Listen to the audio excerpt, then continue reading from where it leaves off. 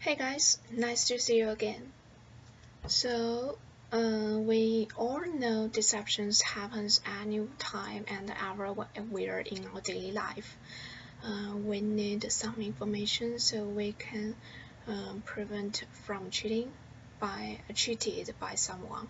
And we also know that nonverbal behavior sometimes tell us more information than behaviors, especially when someone trying to hide something from you. And so I'm going to give you an informative speech today about what kind of clues we can use to detect deception behaviors and what kind of tools we can rely on to detect it, as well as how we can do to improve our ability to detect the deception behaviors. So, according to the scientific reports, nonverbal behaviors like nodding, foot and leg movements, and hand movements indeed has some strong relationship with the deception behaviors.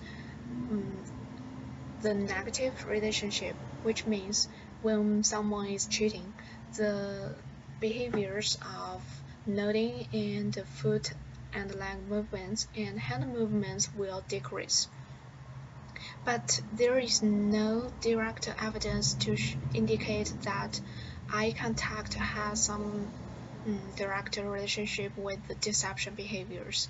I know someone in and what we know about before is when someone is cheating and trying to hide something from you, he will avoid the eye contact or gaze at you, so make sure you believe what he said. But this is not true and has no scientific base, um, since there is no evidence that people will avoid eye contact or something like this. Um, then what will we need to detect the deception behaviors? I believe it is macro expressions. You must have heard this word before. This is the fleeting expressions of concealed emotion. Sometimes they are so fast to be noticed, just fast happen in the blink of an eye, as fast as 115 seconds. However, um, they generally they are the most reliable evidence to tell someone is cheating or not. You can find this kind of information by using the slow and stop motion videotape of the speaker.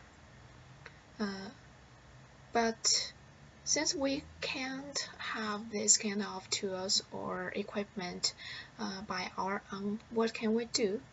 Um, we can practice our ability and become more aware of those kind of changing behaviors.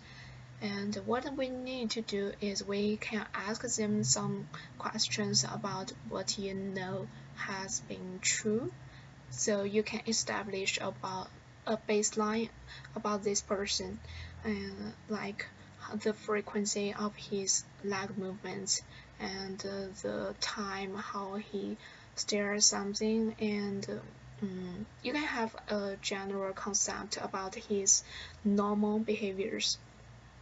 um, then when he is trying to hide something from you, you can have the subtle awareness that they are their behaviors is inconsistent, exact, inconsistent. The inconsistency is the most powerful evidence to tell you whether they are cheating or not. Even when we are using the equipment, the inconsistency is what we are going to figure out.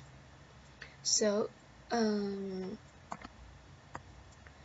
investigators can improve uh, since we are the investigators. we can improve our ability to detect lies by becoming more aware and skillful in reading the nonverbal cues to lying. So we can examine their gestures and voice and verbal style. But we need to focus on the facial expression of emotion at first. This is the most important part.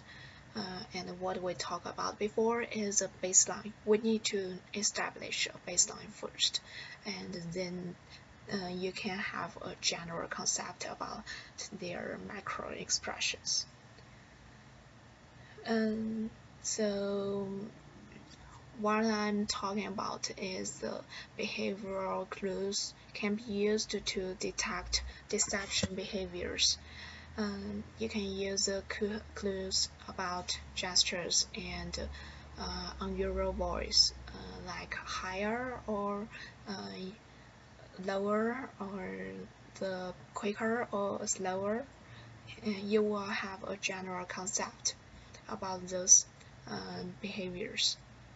And remember, inconsistency is the most important clues for every kind of information you get. So thank you for watching.